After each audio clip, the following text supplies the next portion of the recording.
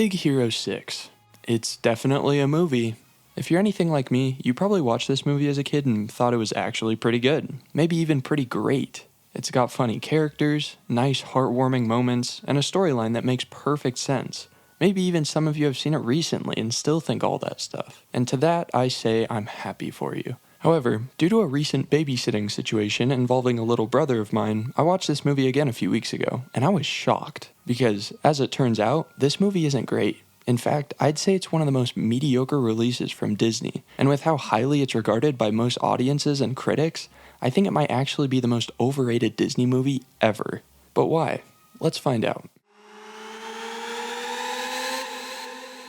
Now, before I get into the nitty-gritty of what I dislike about this movie, I want to start with a quick recap, because there's a lot of stuff that happens in this movie that I totally forgot about. For example, the entire second half, where basically the whole story falls apart. Anyway, this story begins with a very bright Hiro Humada who has the potential to do great things, but instead focuses on making quick cash by participating in illegal bot fighting. He's convinced that this is what he wants to do for the rest of his life until his brother, Tadashi, takes him on a quick trip to his nerd school and Hiro meets all of his older brother's super cool friends and sees their awesome inventions. We also get introduced to Baymax, the personal healthcare assistant, and Professor Callahan, who seems to be a really nice guy. Hiro immediately decides that he wants to join this nerd school, and he has to come up with a super cool invention to get accepted. He makes these microbots that you can control with your brain, and since that is super awesome, he immediately gets accepted. Also, this guy, Mr. Cray, tries to steal one of his microbots. So he's probably evil, but don't worry about that right now because oh no, the entire building randomly catches on fire. Tadashi finds out that Professor Callahan is still in the building and dies trying to save him. Rest in peace, Tadashi.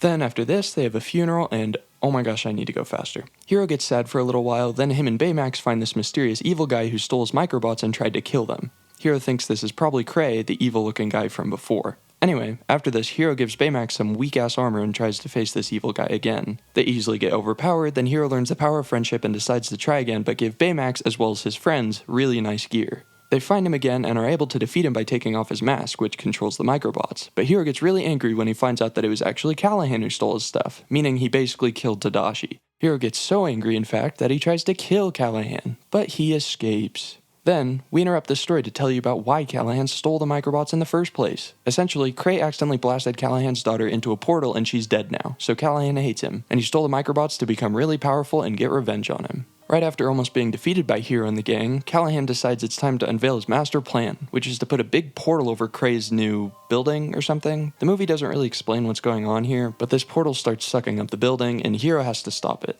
Using the power of being on the good guy's side, he defeats Callahan and everything's over. But wait, Baymax notices a life form in the other dimension place.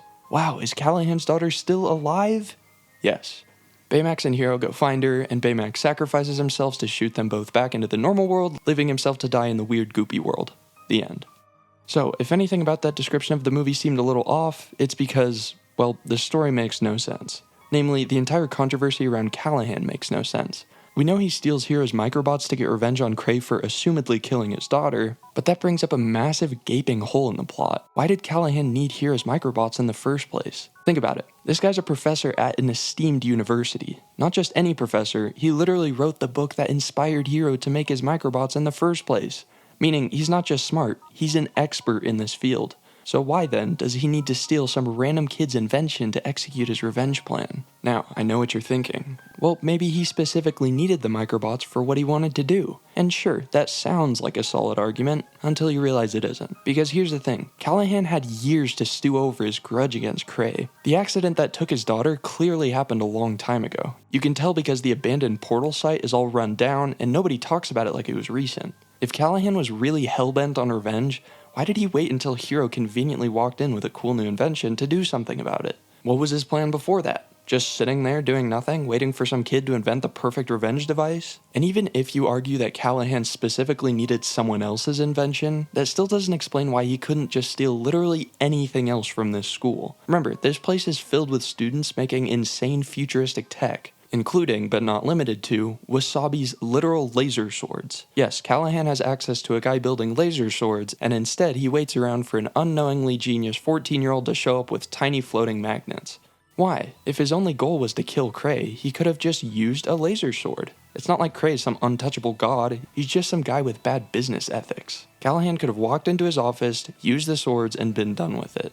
And don't even get me started on how he steals the microbots in the first place. Instead of swiping a single bot while Hero's at school and replicating it, he decides the best course of action is setting an entire building on fire and faking his own death. Remember, in the movie, we literally see him mass produce these things, so he only needed one. Yet he still decided to go with this whole crazy bit that was so unnecessary.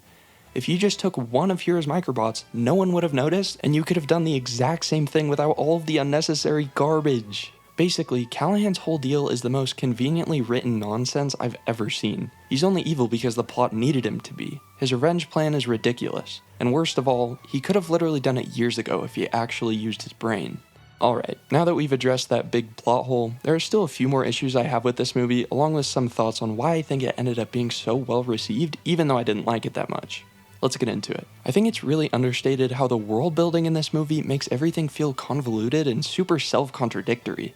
When a movie builds a world to function a certain way and then completely deviates from it later on, it can hurt the viewer experience. And this movie does that quite a bit. Even though it doesn't totally wreck the plot, it's still super annoying, and I think you'll get what I mean once I break it down. So here we go.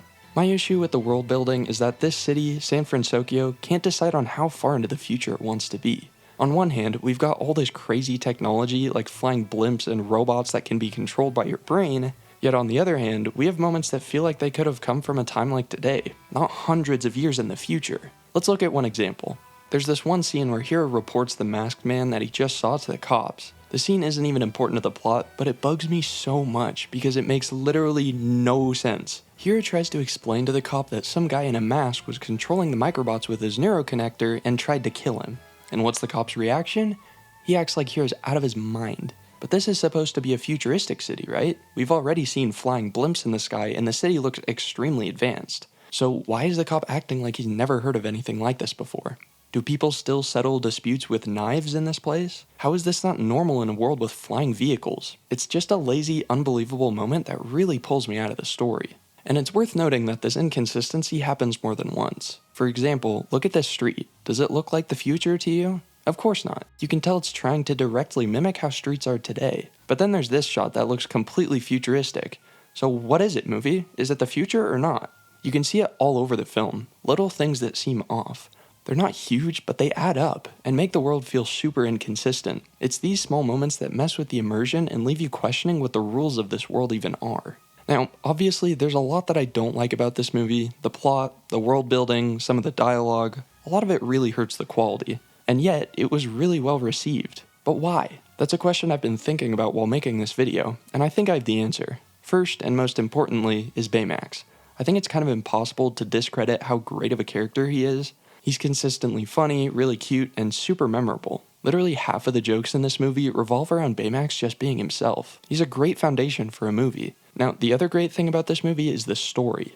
No, I'm not talking about Callahan, I'm talking about Hero and his journey. The movie does a great job portraying Hero's grief as he loses his brother and slowly gains himself back with the help of his friends. If this story was just about Hero and Baymax, it would deserve the hype, because they're both great. Fortunately, they're also the most memorable parts of this movie, which is probably why everybody remembers it so fondly. They only remember the best parts. Otherwise, this is just a pretty mediocre watch. Bad storytelling, bad plot, bad world building, and to put it in one word, overrated.